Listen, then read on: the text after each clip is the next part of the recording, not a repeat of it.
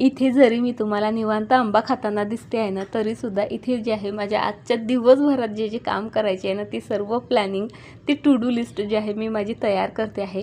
बघा आता घरकामच जरी असले ना, जरी त्याला कोणी जास्त इम्पॉर्टंट नसेल देत, पण आपल्या बायकांना माहीत असतं की प्रत्येक काम किती महत्त्वाचं, किती अवघड असतं ते. त्यामुळे मी सकाळी उठल्या उठल्या माझी लिस्ट तयार करते आणि त्यानुसार मग सोप्याकडून कठीणाकडे म्हणजे जी कामं पटपट होतील, सोपी असतील ती पहिले करते आणि ज्यांना जास्तीचा वेळ लागणार असेल, त्याने आपण भरपूर दमणार असू, अशी कामं मी नंतर करते.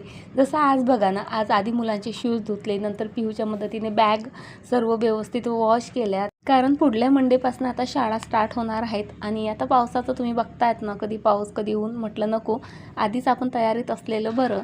त्यानंतर जरा थकावणाऱ्या आणि अवघड कामांना सुरुवात केली. म्हणजे आधी पॅसेज एरिया क्लीन केला, अगदी मिररपासून तर तेलाच्या बॉटलपर्यंत सर्व क्लीन केलं. त्यानंतर बाथरूम मस्त घासून पुसून चकाचक केली. थोडं पिहूसोबत स्विमिंग टबमध्ये एन्जॉयही केलं आणि त्यानंतर आता लागलेली आहे स्वयंपाकाला.